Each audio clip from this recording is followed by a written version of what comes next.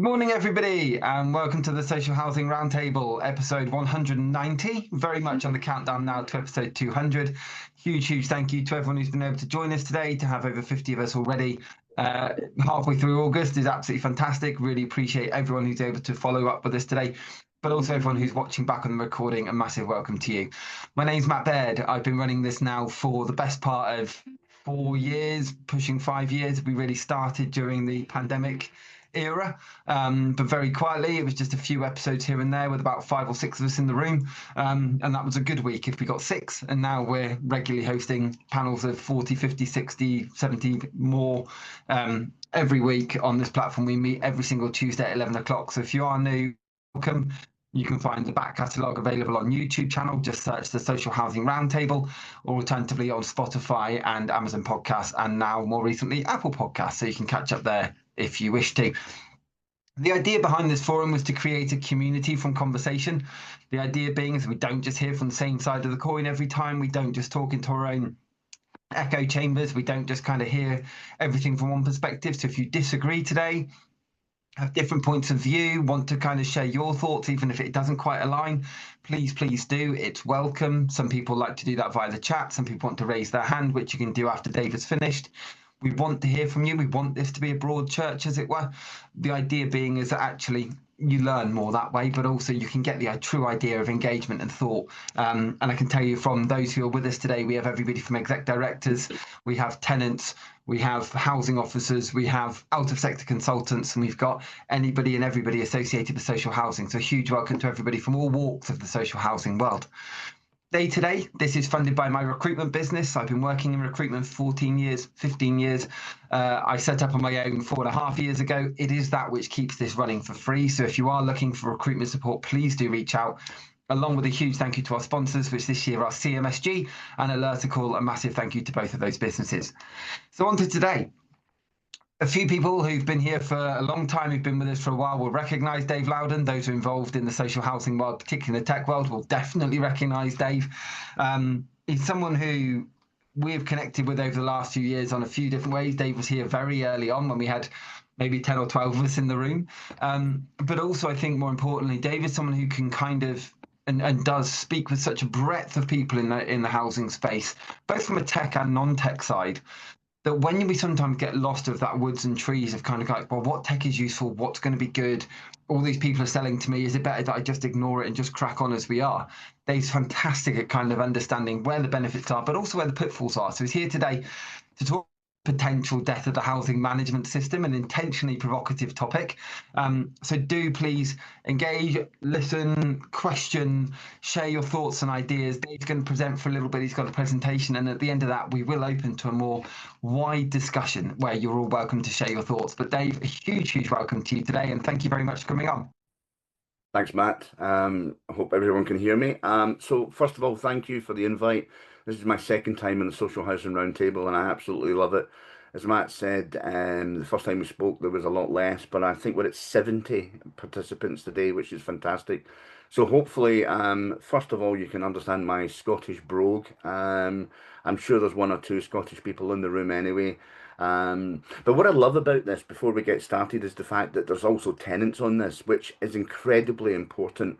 Tenants are the reason why we're here, and why we deploy technology, and why we try and get technology right to help tenants. So that has to be at the end of the journey in everything we do. So just wanted to get that message across. So hello to all the tenants, and thanks for joining, but thanks to everyone. Yeah, my name's Dave Loudon. I've been about forever. Probably somebody said to me last year, when are you ever going to slow down? Well, I don't slow down. If anything, I'm doing more than ever. And the reason I'm doing that is because I absolutely love what I do. I grew up in social housing. I've been in the sector for 21 years now. I was a director in a housing association myself, so I understand I was going to say the pitfalls. There is no pitfalls. The benefits. Pitfalls will come when we talk about technology.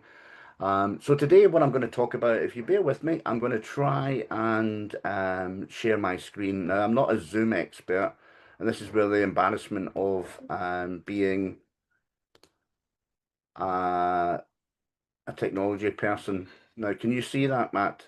Yeah, if you start your presentation, hopefully, or we could, that's come up with your notes underneath. So use slideshow maybe? Oh, we'll go back up. Yeah, let me try again. I must admit, I don't like Zoom. Sorry.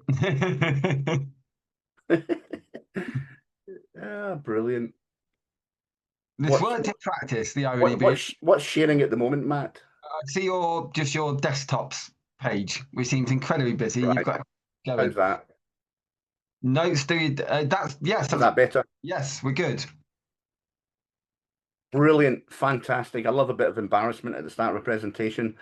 I am happy for people to interrupt me if they want to, but I would rather I flow through the presentation and we ask questions at the end. But if everyone, probably Matt has done this, if you could mute yourself for now, we'll get started. So I own a consultancy called Digital Bark. I'm also a board member of a housing association here in Edinburgh, and I'm also the leader of a thing called the Social Housing or Digital Blueprint with a company called TVI. I also do writing for magazines, Housing Executive, and I also judge events and awards, and I do way too many things. But today we're going to talk about the landscape of technology in housing, how it's changed, how we can benefit from technology, but also Matt mentioned, but doesn't mean the death of the housing management system. So those who don't know what housing management system is, there will be tenants on board. It's the core traditional system that landlords use to manage everything from rents to repairs to how they interact with customers, how they record complaints, how they manage arrears, you name it.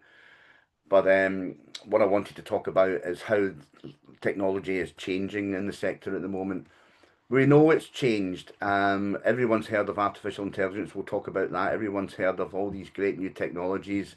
There's some people on the session today that are leading peer groups, for example, that look at new technologies, look at companies talking together and learning from each other on how they can use and how landlords can utilize technology. We can't avoid it, folks. If I could just say one thing, technology is not our enemy. There's some people in housing and and across the world of business think technology is there to make our lives difficult. We have done that in the past by not deploying technology properly, and we'll talk about that. But it's here to help us, and that's what I want to talk about today. But hold on, it does keep changing. We're changing at quite a fast pace in social housing, um, not only legislatively and regulatory, with all the new regulations coming out, AWAB's law, landlords have got until October to get themselves sorted for that. We'll talk about that and technology. But that's part of the challenge is the fact that new things enter the sector almost, it feels like daily. We're in a position at the moment where there's a cost of living crisis. People are struggling out there still. It's not gone away. We see landlords struggling with managing rising arrears, increasing cases of disrepair, mold and damp. We can talk about that and the technologies that are there. We can talk about the management of voids and just day-to-day landscape is very, very difficult for a landlord to get on top of. So what do we do? How do we choose systems and technology? And my favourite phrase at the moment is how do you see the wood for the trees? I've mentioned landlords have got so many challenges, and the landlords on the call will know that it's very easy to say, let's use artificial intelligence, let's use technology. Here's a great new solution for you. But then landlords turn around to people like me and others in the room and say, we can't do that because we've got to get on top of our arrears. We've got to get on top of our voids. We've got to manage our rising disrepair claims. We've just simply got the day job to do. So don't bother us with this technology guff. And it's not guff. It is there to help. It is there to radically improve the way people do their day-to-day work. So it is important, and it is important that we look at technology with that in mind. And there we go. So what has indeed changed in the current landscape? Well, let's start, sorry, with artificial intelligence. I'm not sure what tool you use, whether it's Copilot, whether it's Gemini, whether it's Google AI now, they have an AI mode on your phone, on your desktop. But if you haven't used it, then I would recommend you start playing about with it, and I asked it a question. I asked, how is technology or how technology is reshaping, tell me about how technology is reshaping UK social housing. So just read this with me. The UK social housing sector, just minimize that, traditionally one of the slower moving areas for digital adoption. Now, I don't know if you agree with that, but I think it's true. We're not as bad as we used to be. I can see some names in the room that have been in technology for as long as I have in social housing. And it used to be the case where we were way behind the private sector and other public sector organisations when it came to utilising technology for the better of operations and the customer experience. It then says, but we have undergone a rapid and significant transformation in recent years. I think that's partly true, that part. So far, Gemini is reasonably spot on. It then says it's spurred by a combination of regulatory pressure. Absolutely, the regulator is on top of landlords like never before. I know people in the regulator, I know people in the ombudsman. I know that they're doing a really good job. They're not the enemy. They're there to make sure that we do things and do them well and we look after tenants. Changing resident expectations, absolutely. Technology is, there's more stuff out there for people to embrace technology with, from landlords, from mobile apps to portals to things that they don't see. We'll talk about that. And the operational necessities highlighted by the COVID-19 pandemic. It was 5 years ago, but we're still, would you believe, councils and housing associations still have backlogs of repairs from COVID times, and that costs landlords money, and it's a very difficult thing to get on top of. And we're still suffering from COVID today. Housing associations are increasingly embracing a digital first approach. Yes, absolutely, but we're not there yet, and we'll talk about that in a few moments' time. But the most significant changes are concentrated in enhancing resident services. I agree with that. Landlords are trying their best to make sure technology improves how we provide the services to tenants. Some might agree and disagree, and we'll talk about that. And I would love to hear primarily from tenants and what they see later on. Optimising property management, you won't see that, but smart technology, prop tech, sensors, devices that look at humidity, especially in the areas of mould and damp and so on. And leveraging data to make proactive decisions. We'll talk a little bit about data. So I personally pretty much 90% agree with that. So Gemini, which is the Google AI tool, is pretty spot on, to be honest. We'll ask people if they agree with that later on. But let's get back to the landscape. Question, and please shout out, put your unmute. Who recognises this? Anyone? Yeah. Yeah, Constable. Hi, Wayne. Hey, Wayne. Hey, Wayne, well done. Fantastic. So this analogy is to say this is the traditional view. It's very traditional of an English landscape, a UK landscape, to be fair. But predominantly it was Hay Wayne's interpretation of the beautiful English landscape. Very traditional. You can always spot a constable with the little splashes of red and white in a painting if you didn't know that. So a little bit of culture for you. That's culture with a capital K because I'm from Scotland. But where has it changed? And I wanted to bring up this analogy here. Who recognises this one? Come on. Anyone? I've never seen that Is it before. Banksy, is it? Yeah, who said Banksy? I can't see you because I'm presenting. Stu. Stu, well done, Stu. I should have recognised your voice, mate. It is Banksy's interpretation of the Hay Wayne. The reason I'm bringing that up is because Banksy is quite sceptical of technology and surveillance. But my view is that the landscape has changed, and it has changed radically. And by the way, surveillance is part of councils and housing associations in some cases when it comes to tenant safety and it comes to neighbourhoods and closed circuit television and so on. So the technology is there. But let's look at some of the changes that have happened before we get onto the topic of housing management systems. We have artificial intelligence and machine learning using all sorts of types of artificial intelligence from fraud detection, from predictive maintenance and so on.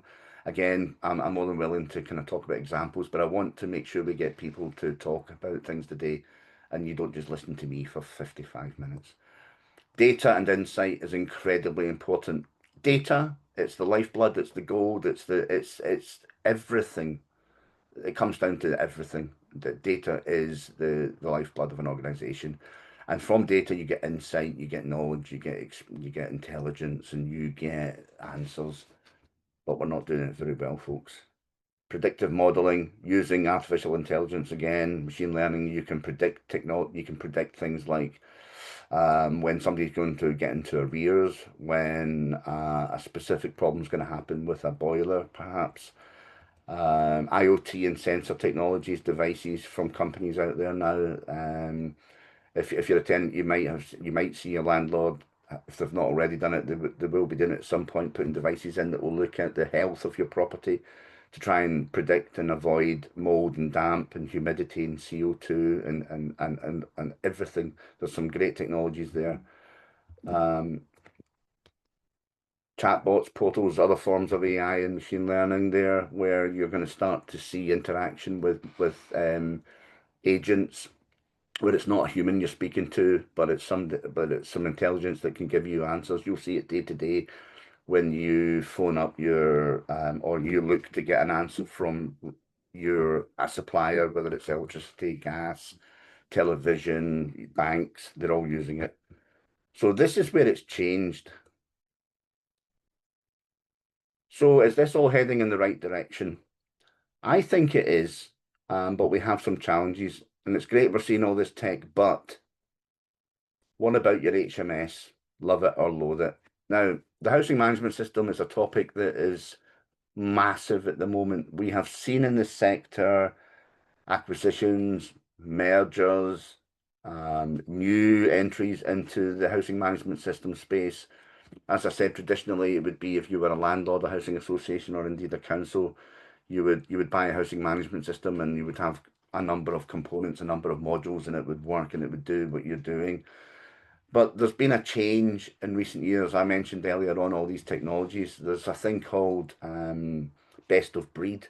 And I use best of breed a lot to explain the other companies out there, the prop tech companies or not prop tech companies that are entering the sector or have been in the sector for a number of years now, that produce specific fixes to specific problems, whether it's rent analytics, whether it's voids management, whether it's repairs, whether it's antisocial behavior, whether it's app-based, whether it's AI-based. There are lots of options now to housing management systems, but they can also supplement a housing management system. So love it or loathe it. We did some research. Now this is where it's going to get a bit interesting, and this is, we had a number of responses, over 50 responses from landlords and a few non-landlords, where we asked some questions. This is a snapshot of a survey we did. So, do you believe you can do, we asked the general public, it's like, what's that quiz? It's not blankety blank, it's family fortunes. Do you believe you can do better than your current system? The answer was 61% of our respondents said they can believe they can do better than your current system. Now, just also to say, when we're talking about this, so there was another survey done by, I think it was the West of Scotland Housing Group, and a chap called David Bookbinder, who did a similar survey, and his answers are pretty much identical to mine. So it proves that this is quite a useful experience.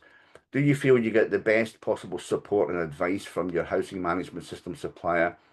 I'm not going to mention any names today, but you know who you are. 57% said no. So there's a more than 50%. And oh, and by the way, this was done a few days ago. There's been more responses since this, and the responses are worse or better. So 61% is now 64% for yes, 57% for this one. Do you feel you get the best possible support and advice from your housing management system supplier? Is higher. I think it's about 60% saying no. The next question was, are you considering reviewing the suitability and sorry, if there's any suppliers in the room, please take note of this, because it's a bit of a wake-up call, but we can argue about that later. Are you considering reviewing the suitability and future of your housing management system to your association? So do people want to think about moving away? 59% of people said yes. Again, it's by far the majority. 36% said no, and the 5% and the 4% are the kind of uncertains in here. The next question is, would you explore the possibility of different solutions that are not part of your housing management system? Oh, some weird kind of order here. Yes, 68% said yes, they would consider exploring alternatives to a housing management system. So that's what I want to talk about a little bit as well today. However, is all the fault of the supplier? I would say no.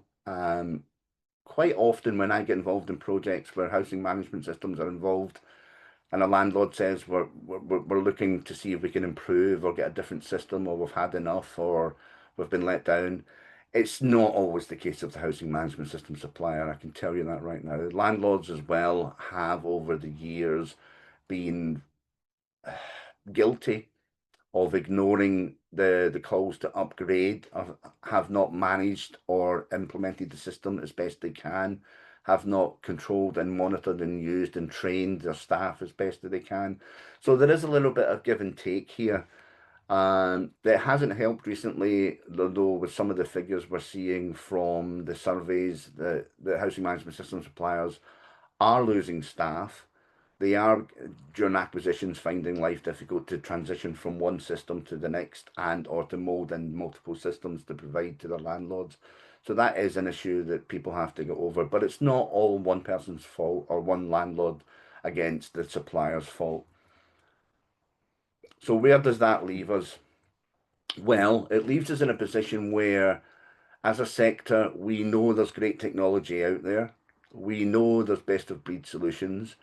We know housing management systems are probably more than likely, and from the stats we see, letting landlords down. So something needs to be done about that. We know we need to use new technologies like artificial intelligence, machine learning. You know, we know we need to use chatbots more, customer experience, get the tenants involved more. So HMS, does it have a future? Well, I think it does to a degree, but I think the suppliers need to improve their systems. They need to catch up with the best of breed solutions. Some will argue they are. I would say they're falling behind slightly at the moment. They need to do more. They need to look at how they deliver better support. And we need to, as a sector, ensure that we are delivering technology the best we can to landlords. So that's me done for that, Matt. I'm more than happy now to start talking and getting some questions, and I'm sure there's quite a few from the room. Yeah, we've had a fair bit already kicking off, but firstly, like a huge thank you to you for bringing this to the table. I think it's very easy for us to always say, oh, you know, is this a question, whatever else, but you need some stats and data behind it, and to see kind of a real time or relatively real time kind of you know, poll going on that's showing some of the big issues we have is absolutely key. To anyone who's new, do feel free to use the react and then raise hand function. We'd love to hear from you if you want to come in. For now, I'll go through some of the points in the chat, but if you'd like to come in, then that'd be great. Neil there's a lot of chat. So I've just seen the chat. When you're presenting, you can't see the chat. Yeah, so Neil had said, I think the environment is changing, but organisations not so much. Agile and fleet-footed would not be a descriptor one would use for many housing associations, backed up by someone self-saying, or local authorities. Other people have said, as so Sue mentioned, I started using AI a couple of weeks ago. I'm doing my scrutiny reports at record speed. And Tim has said, I found it has improved the management of my time. It's like having an assistant in my computer. Conversely, Helen's mentioned they've stopped using AI because of security concerns. And Green has said, this shouldn't happen. You need policies and governance, but no way should it be stopped. Just before I kind of carry on some of those points, how are you finding with so many businesses you're speaking with, the views, the thoughts, the fears, the opportunities of AI, actually people going, I know you've said that, people should just start going to use it, but equally there's that piece around going, but what can I use it for? What can't I use it for? What about this? What about that? And businesses going, stop. Because you're always going to see people saying that, well, that's it. You saw GDPR, that's it. No one can do this, no one can do this. No, it's rubbish. You just had to know the laws within it. And are you finding that people are scared of AI? Case Management Solution Group, or CMSG, are the home of React, the UK's #1 case management system for ASB and community safety. We are delighted to have them as one of our key sponsors for Social Housing Roundtable 2025 into 2026. And with the ASB app now fully integrated to the platform, it allows residents to record, monitor and report issues directly to their case office in live time. What's not to love? CMSG are bringing simplicity back to case management, and I cannot recommend them enough and thank them for all of their support through this period and through the rest of the year. Thank you, CMSG, and do please go check them out on social media and on LinkedIn. Thank you. Yeah, I think people are genuinely apprehensive and scared of AI. There's everyone's talking about AI at the moment, right? There's no denying it. It's very topical. People can understand that it's incredibly important as a technology, but then comes the worry. The classic worries, Matt, are will it replace my, job? Will it do me out of this, that, and the other? The answer to that is no. What I would say about AI is the use cases of it are wide and varied. What I mean by use it is just on the agents like Gemini, just ask it questions for research. I didn't mean professionally just go and use it. One thing there is I don't know if anyone's aware of this, but there was a case recently where a landlord put into one of these big, large language models their database, their housing management system database, or an extract from it, and asked for it to interrogate it and give answers on certain things. But that pretty much becomes public domain. So there is a real concern about what you use it for. I would say I think you mentioned, and somebody's mentioned in the chat, I had a quick scan through. It's incredibly important on the areas of data and AI to start getting properly written policies and security sorted out, including your GDPRs and so on. Education's another thing, Matt. There's many people much more expert than I am on AI and the use of it, and what it can do for you as a business. But what I would say is you really need to, before you do anything, have a proper understanding of what its capabilities are, what it can do, but also to craft properly written and get some help to do this if you don't know how to do it yourself. Policies. Where do people go to get that? Because that's always the thing, isn't it? That we find people going, tell you what, go and do this. People go, but where? How do I start? And there's therefore people then just go head in the sand or go, I don't know where to start, so just don't. And I think this is potentially the problem with the HMS and everything else we're talking about today, because people can, as you can see from the chat, I think it was Andrew had said, sometimes a housing association will not purchase the add-ons that are needed, so we just make do with a poorly operational system that could have been a lot more efficient with some investment in it. And Alicia said that's what we fear as tenants. Neil's pointed out most housing associations have a set of systems and approaches that's akin to the Weasley's house from Harry Potter, oddly put together, unique, and to the human eye seemingly a danger of falling apart at any minute. And Nick said that's before the data. Shiny toys are great, but we need the maintenance for them to work.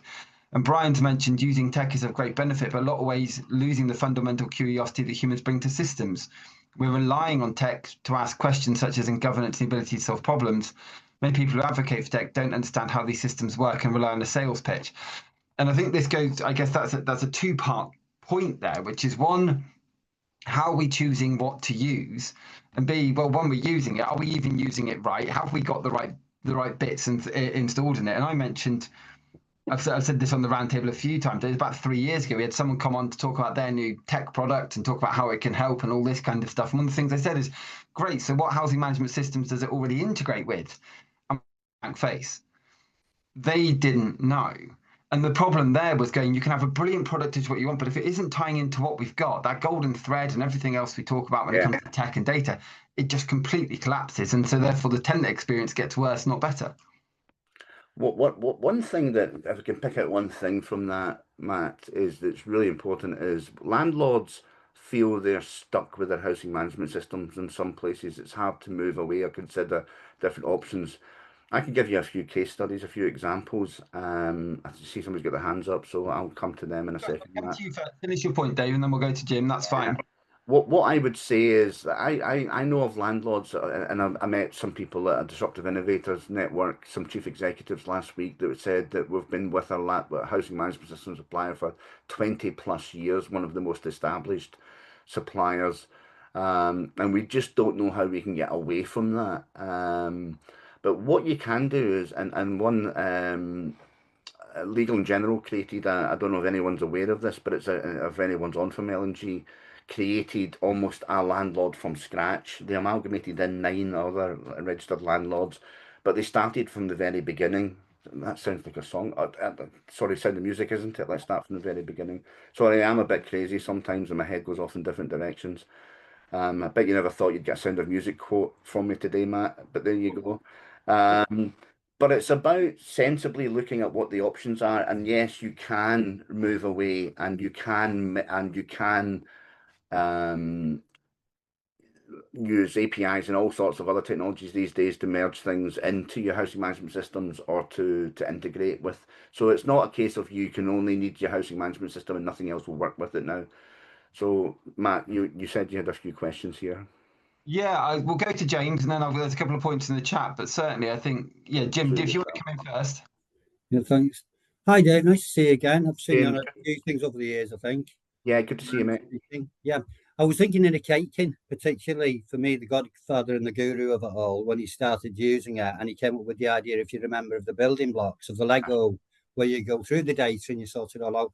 But the other thing being, of course, as I'm sure you'd agree, is the fact that so many of these housing associations in the sector, they will only teach the staff so much that's relevant to their part of the job with the spreadsheets. Instead of giving them the full carte blanche and open discussion and give them, well, this is, and then they'll start to look at the system and say, oh, this isn't a good system, instead of realizing that in actual fact, it can do far, far more than they realize the software they've got in place, to develop it further.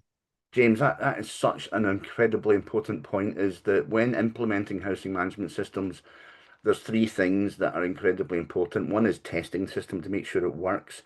The one is the data migration to make sure that you get the right data in there and it's accurate and it's up to date and so on. The third one is training.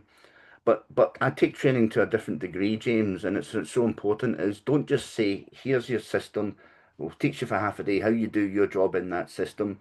These systems have suffered over, the reason that we're in this mess to some degree is that the systems are so powerful, but they've only been, it's like at Microsoft Excel. It's one of the biggest software packages you can ever get, but what do people use it for? Putting a list and adding up the numbers. It is incredibly powerful. So we need to appreciate, and that's why I said it's not always the fault of the housing management system supplier. Some of these systems over the years have been really, really good, but they've been downgraded in the use of the housing provider because they only use it for tiny little bits. And you know what they don't do as well, James, on that point is they don't replenish or refresh the training. Mm-hmm. So new starts happening and they just say, oh, there's the housing management system, go and use that. So I think that's an excellent point, James. Thanks for that. The other bit I wanted to say, if it's okay just for a minute, was continues being on the Landlord Operations Committee for Taurus. Yeah. We've now developed it whereby they're installing a new system where the information is actually being cross-referenced, passed over for the big six and things like that. But the important thing is for all housing associations and local authorities, I think, is the worry of phishing and data crashing and who has the information, and that when systems are cleaned, when people leave, especially with tenant involvement, they seem to forget to clean systems when tenants leave. Like my PC here, my laptop, I have all the lot information, but who's to say if I left, who could get hold into? That's right. And that comes to good governance, good rules and policies, James, when it comes to security and not just GDPR, but in all honesty, it comes down to common sense. There's a lot of people, and I think one of the challenges is that people have got really difficult jobs in housing associations sometimes. And the last thing that's on their mind and landlords don't look at very well is governance, how you govern the systems, the processes, the data. And business process management is equally as important. The systems are only as good as the process that underpins it. Thanks, James. Yeah, thanks very much indeed, Dave. Thanks, Matt. Sue, we'll bring you in. I think a lot of landlords would actually benefit from using some of this technology to sort of bring their tenants on board. We've actually been talking to our landlord, and as a result, we've actually started getting these environmental sensors into our homes, and these have been brilliant for tenants who you can't tell them to open their windows, they just won't do it, but the sensors are telling them how much carbon dioxide is in their house, and suddenly we've got tenants opening their windows. So I think the benefit both to the landlord and to the tenant, but also we've just asked our landlord to invest in an app so as we can send real-time data to them, which goes straight onto their reporting system, but tenants feel that they've actually are involved in the process all the time. I just think there's so much benefit both from a tenant's point of view and from a landlord's point of view. And with regards to AI, I've literally just started using it. I was frightened to use it, and I'll tell you what I actually use it for. I'd heard something on Housemark about the regulator comes on site, and the first thing they ask you for is a document called the performance reporting framework. Never heard of it. It's not catchy, is it? And I thought, well, I don't ever recall seeing one of those. So I started doing some research, and I thought I'm going to be here all day. So I went on the AI, and there isn't many of these out. In fact, it actually says that most landlords haven't actually got one. But by the time I'd actually finished, within where I'd have spent hours looking for it, I'd actually got everything I needed in about 30 minutes. And I actually wrote my own one and then went to my landlord. Brilliant. And that's why I'm saying there is so much benefit to actually tenants using it for scrutiny projects. I mean, when I'm looking to do a scrutiny project, I don't spend hours looking at different sites and that now. I actually ask, it brings it all, and then I'm very good at choosing which I think looks the best and whatever. And from there, I can do scrutiny reports in so much faster time. So it is beneficial to you in that sense. But going back to your first point about the property tech, the prop tech sensors and stuff, I'd love you to kind of tell more landlords that because we still see a lot of skepticism of when they ask tenants, and they do ask tenants on occasion, what would you feel that if we put a device in here? And some tenants do not like that. They feel Big Brother is watching. But I didn't want to get into too much about the kind of ethical point of that today. But I think it's a really good point, that they're there to do good. They're there to help the health of the property, but more importantly, help the health of the tenant. And you mentioned the Big Six, or somebody did. I think maybe, I don't know who mentioned the Big Six. I think it was James.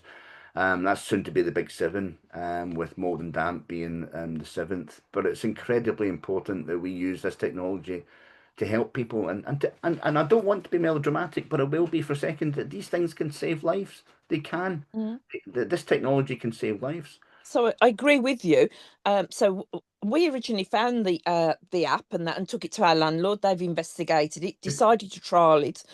Well, we've been putting it into properties where we got damp and mold and in voids, and that's been great. But we wanted to know, could we actually roll it out to tenants? So we've actually gone to tenants who haven't got damp and mold. In fact, my scrutiny group have actually undertook the test. So as we can actually now do an article into our newsletter from a tenant's perspective, what these apps do, and you're hearing it from a tenant's perspective, so as we encourage other tenants to want to actually have them installed. Yeah. I'm with you. I hope more folk do what you're doing, Sue. Thanks. Okay, then, thank you. Stuart mentioned in the chat there that Scott Tandy at Newest Housing is doing around involving tenants and residents at the earliest point of looking at tech is also brilliant. I'm going to bring Alicia in just 2 seconds. There were some points I wanted to raise from the chat just on the 2 areas brought up by both Jim and Sue. So Neve had said that many organisations don't put in guardrails in helping with fostering with innovation without exposing the organisation to risks. We need the frameworks to remain legal. There are real risks with AI that are overlooked. We need to have a solid platform from where the data is coming from. It is well governed. We need to know what's in there and defined. If the data is not defined, it's useless.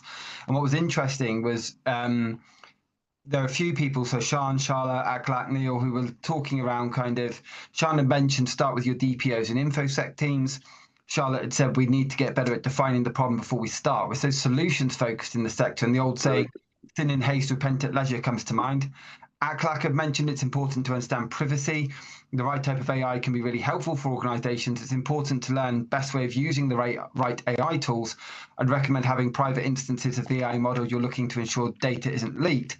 But Neil said that governance can sometimes be seen as a very with occasional small carrots, to which Sam has replied, I work in compliance and DP and I'm often seen as a blocker rather than an enabler. And this kind of back and forth when we're talking about governance, when we're talking about control, when we're talking about safeguards, when we're talking about compliance, it's so key that actually there are these both sides of the argument. We've got to be better at discussing that more broadly, don't we, Dave? Absolutely. There needs to be that kind of, it's a cliche and I don't believe I'm going to say it, but it needs to be joined up. We need to have more people speaking about why we're doing this, why we're doing it. And my opinion is always to benefit the tenant.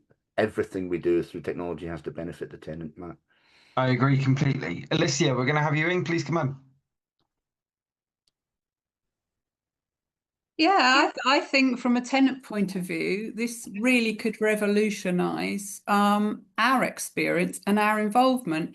Along with James and Sue, who are both good friends of mine, we are tenant scrutineers, especially with TPAS. We're also involved with the Housing Ombudsman. We're crying out for more information so that we can actually do our own scrutiny. We are capable of doing some scrutiny. Of course.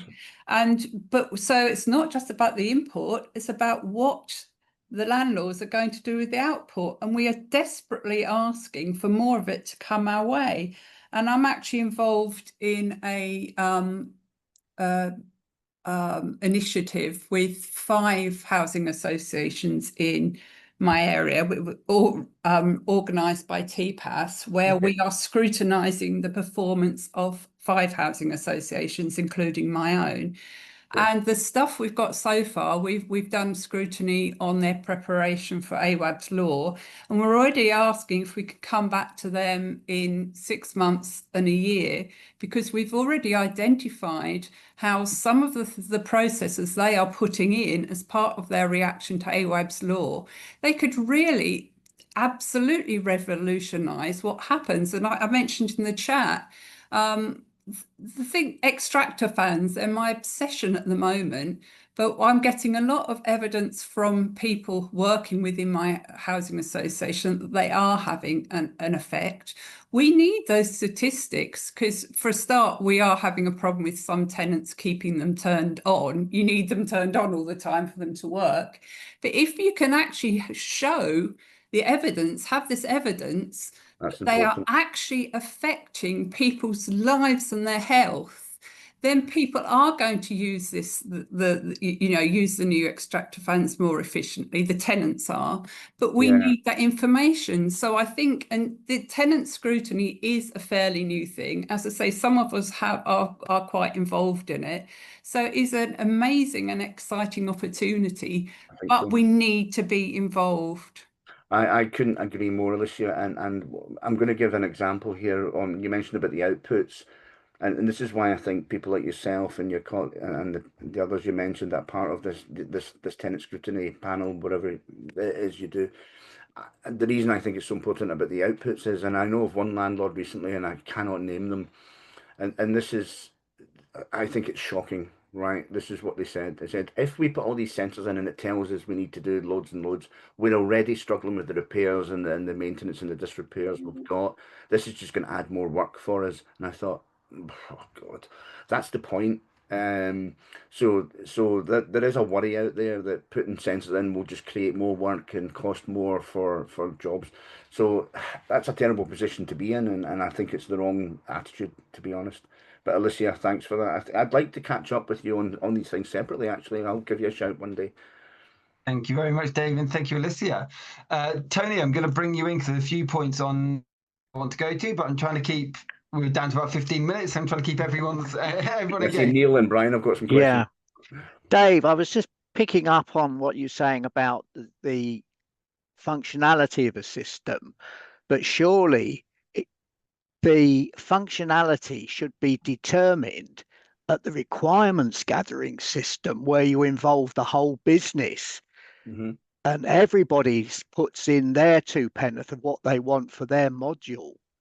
And then it's the management team of that system that just makes sure it all interfaces and links. Yeah. Tony, one of the things that's really important when you design or when you get a housing management system is the functionality and how you design that. I think, yes, you need to include, and it comes back to my point earlier about processes on how this system is going to carry out what it's meant to do. Then what happens, unfortunately, over the years, things change. Associations merge or their target operating models change, but they don't catch up with the technology. But it is incredibly important. The functionality and Tony and I, for everyone's purpose, used to work together on a project at Hague Housing, implementing a housing system. So we know what it's like, and I've done dozens of these. That it's very easy to design how you use the system, but sometimes people don't involve the right people and the right users. Sometimes it's very much, well, I'm the manager, I'll decide how this gets used. No, ask the people that are using it daily, operationally, minute to minute, every day. Thanks. You can see the point made in the chat there, actually. So Lucy had said that we had a great HMS where I work, but so many colleagues seem to think the data magically appears in it. They don't have to input it in the correct places. If only there were data fairies that could do this for us. But Yeah. remember who mentioned earlier about training all employees in all areas of HMS.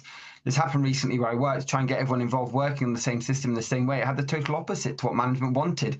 Colleagues lost interest. It wasn't relevant to the area they were in, so dropped in and out.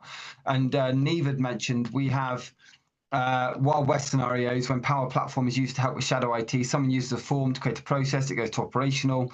The flow is created, it runs well for 12 months and it needs to be changed, or the person's left, all the data gets lost. And actually Neil's going to come in, but I'd seen Neil had made a point around that in his experience, the automate is used when roadblocks to efficiency are in place from central IT and change management process. The design pathways are never user experience. They're always a bit of an evergreen conflict. But Neil, I'll bring you in because it's good to have you with us today. Alert Call return as one of the keynote sponsors for the Social Housing Roundtable in 2025 into 2026, and we're delighted to have them back.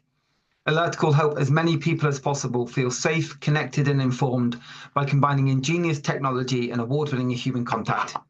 As you can see from this touchscreen I've got with me, Alert Call's digital engagement solution helps social landlords proactively know their customers and properties by putting a portable touchscreen in every home, offering a daily property check through the optional OK Each Day service, plus repairs reporting, tenant surveys and much more. They also provide Beyond Warden Call, an easier, simpler and lower cost wireless warden call solution with video door entry, dispersed telecare and smoke alarms. Alert Call work with over 60 housing providers across the UK to enhance two-way engagement between customers and their landlords. In 2022, Alert Call won the Queen's Award for Enterprise and Innovation, and in 2023, Alert Call won Housing Supplier of the Year. We're delighted to have them back with us throughout the course of this year, and please do go check them out on social media and LinkedIn to find out more. Thank you very much, Alert Call, for sponsoring us again. Hi, Neil. Hey, how you doing? Yeah, it's an interesting one. I think what we're fundamentally seeing in the sector is a lack of skills and knowledge in how, one, to properly scope and acquire systems, two, bring them in, and then three, maintain them. You know, none of this stuff is new, and I appreciate that the perfect world just doesn't exist. However, the ingrained nature of the data cock-ups and system issues that we have across the sector would suggest that we're just not getting things right. I think it's important to understand, and I say this pretty much every time I come on this call, so if you've heard me before say this, apologies.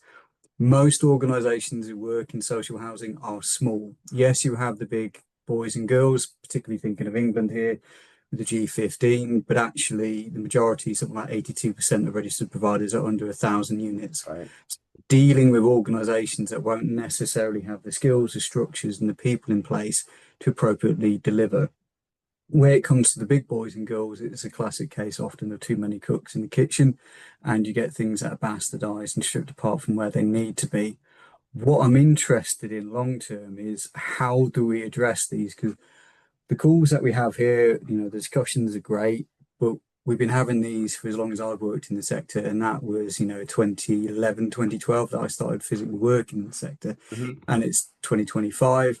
My old man used to work in IT consultancy, among many jobs. That was both in local authorities in particular, but also across housing associations. And the thing he used to talk about, you know, over the dinner table, we're still seeing now. And, you know, he's coming up shy of 75 in the next year or so. So it's not new. How do cycle, and what is the best approach? Do we have something like where you take off-the-shelf products that are specifically designed for the sector, such as your Active H's or your Capitals or Northgate, or do you have something that is Microsoft delivered, so Dynamics, then you adapt it? So CRM is very adaptable. My experience on the latter so far is that because it's so adaptable, people make a dog's ear of it, and you come back to the Weasley House analogy. So long and rambling, but I think the key points I'm trying is how do we break the cycle here? Neil, sorry, mate. Best options. Yeah, I think we're at a cusp here of or a crossroads, because I think the problem is that we have been talking about the same thing over and over for year after year. I agree. I'm involved in a thing that's called the Housing Digital Blueprint from TVI, where we are radically changing the model to deploy technology to social housing landlords.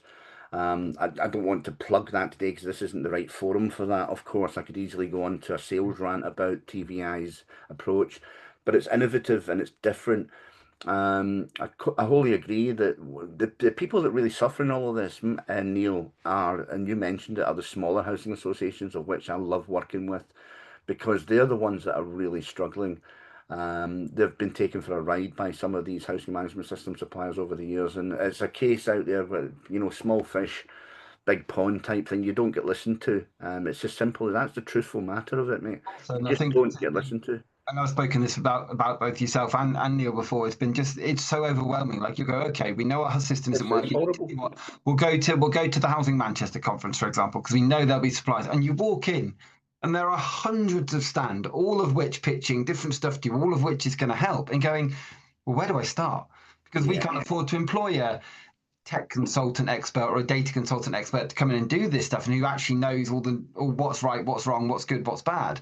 And so you go with the person who tells you at best, and then you hope that it's going to work, and then the integration doesn't work, etc., etc. So it's definitely a big concern. And I can see from the chat, you know, Charlotte had put earlier, we approach data governance by influencing the teams we're working with and how we'll make their jobs easier so they can focus on delivering high quality services for residents, less stick and more carrot.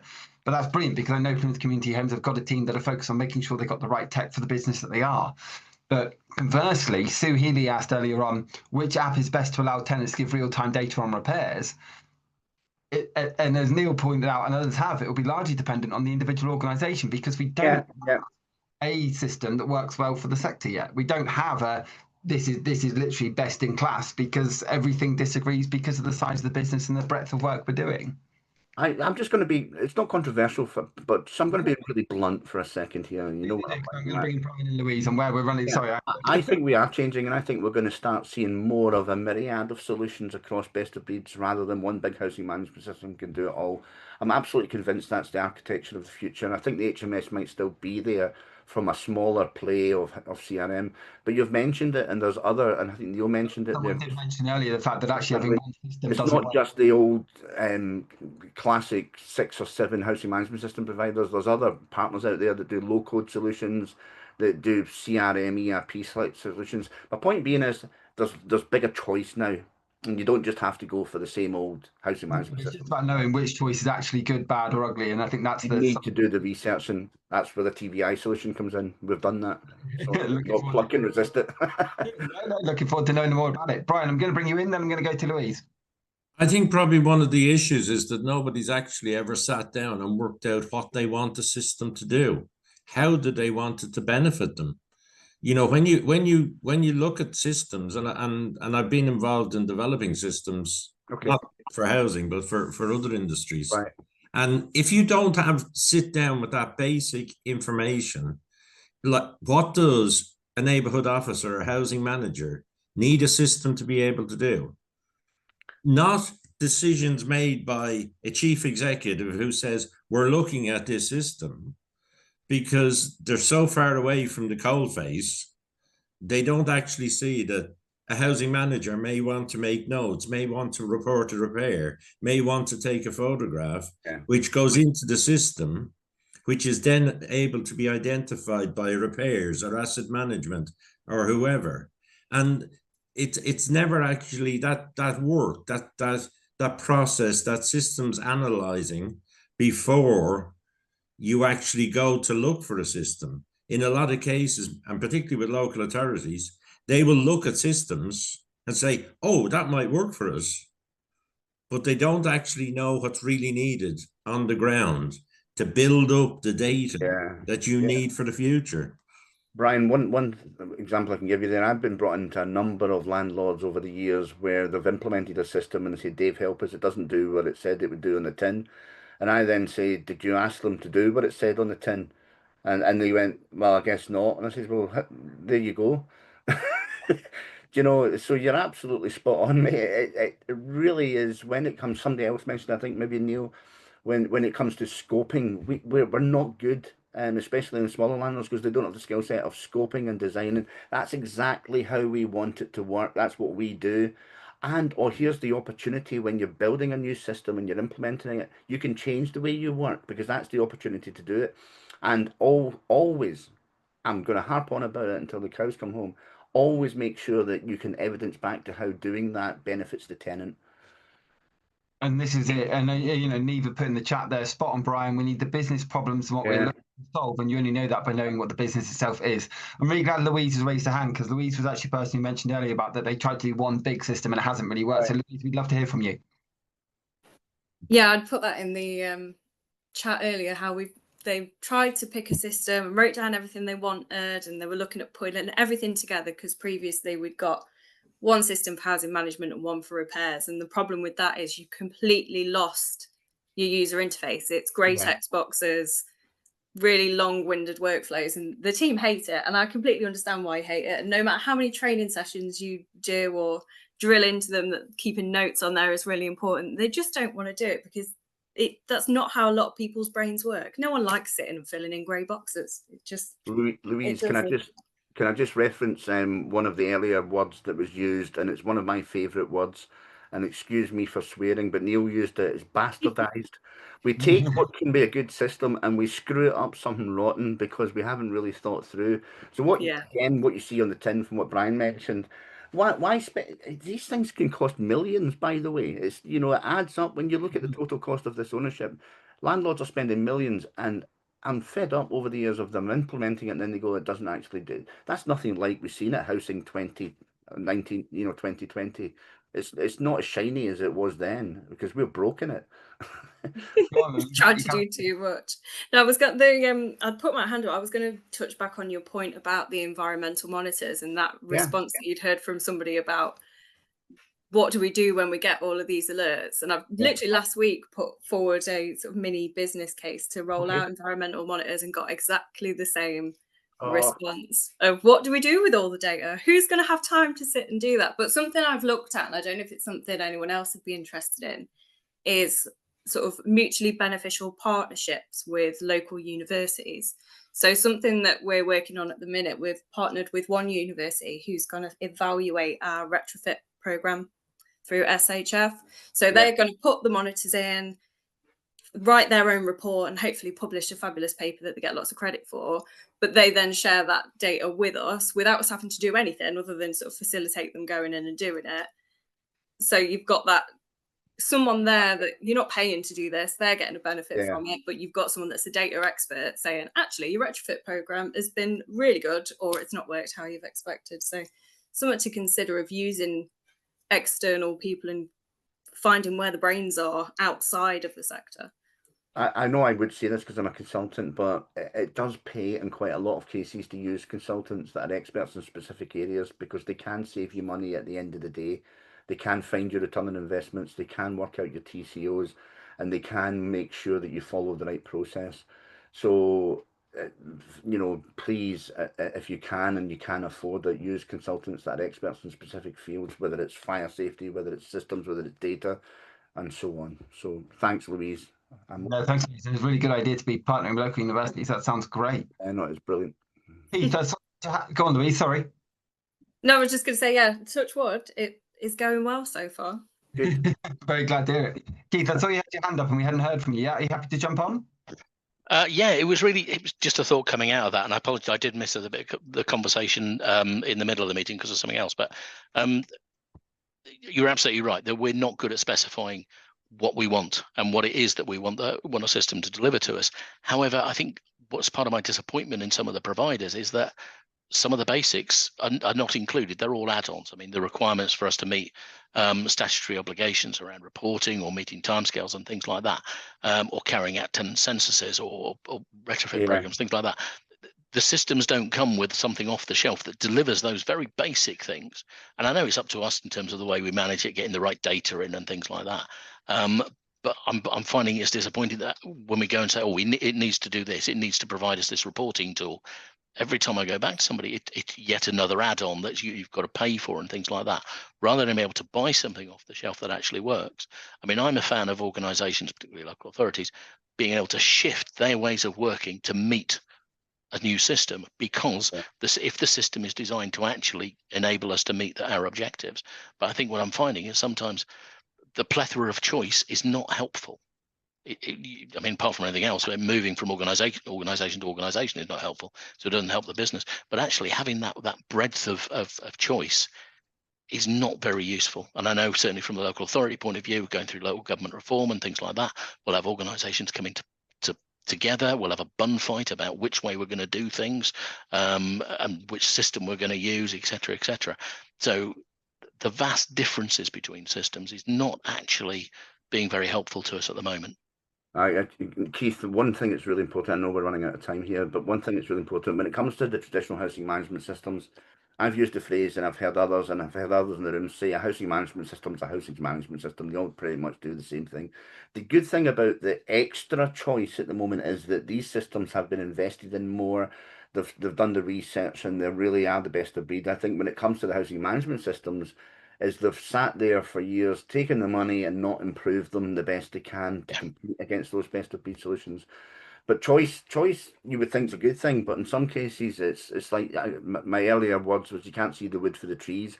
And Matt said when you go to these conferences, you're bewildered by all the glitz and the glam of a shiny stall and a shiny stand. They've spent tens of thousands, if not more, to say, come to us, we've got the best housing management system. And then they show you and they go, all right, but that's just the same as the one down the corridor. So you can make a point, Keith. I'm aware we had a couple more hands up. We have run out of time. We're already running. So, Dave, I want to go to you for A, final thoughts, and B, how people might be able to follow up the conversation with you. Because I can see, Stu has just mentioned in the chat there, whilst we have lots of choice, the reality is that most organisations fall back on the larger software vendors due to risk. This ignores the smaller, more agile tech vendors who are really laser focused on the sector. Neil had mentioned until the regulator enforces something like the hack data standards, which Kat had brought up before, being the starting point for being able to share sector data, most organisations will leave it on the too difficult pile, cost, time and effort required, and major blockers. And you can see there that people are generally, I think it's been a fascinating conversation that we could have had easily another hour for. So Dave, how do people follow up with you if they want to carry on, and what are your final thoughts on the session today, and I guess where we go from here? That was brilliant. What I really enjoyed about today, Matt, was listening to tenants. Intelligent debate that says we're here to also take part in this adoption of technology. At the end of the day, it's about the tenant. I think we've all learned that. Yes, we have problems. I think we're in a better place than we probably realise with all of these best of breed and prop tech solutions out there. But it comes back to the scoping, the making sure we dictate to the landlords what it is that we're trying to achieve by doing this, and again to benefit the tenant. But we have to be sensible. We have to learn the lessons. We've been doing this for too long to keep going round in circles. And again, that's why I'm personally doing something a bit different now, to hopefully bring something a bit more innovative to the sector, to say we've had enough. Call to action to the housing management system suppliers. You need to up your game, because you're going to be gazumped by lots of other better products out there. And what's the best way for people to follow up with you, Dave? What's that, mate? What's the best way for people to follow up with you? LinkedIn, preferably. Just send me a message, connect to me on LinkedIn. You'll find me David Loudon, Loudon, or david.loudon@digitalbark.co.uk. More than happy to take the debate. I'd love to talk a little bit more with Louise and others, and on the scrutiny side of things. So please, maybe we can all get a little mini group going, and we'll have a session one day about that. Matt, thanks very much, mate. Oh, no, you're very, very welcome. We are back next week. To those who are regular attendees or those who are new, we do this every Tuesday at 11 a.m. We're back next week with Kim Parsons, from who actually work with from a recruitment side, as well as a panel she's brought together to discuss not just a record, it's about rethinking risk in recruitment regarding the recruitment of ex-offenders and maybe where we're going wrong. So really looking forward to that. But for now, Dave, a huge thank you today. Really, really fascinating debate, and I'm looking forward to catching up with you soon. Cheers, Thanks, everyone. Take care, Matt. Take care. Bye-bye.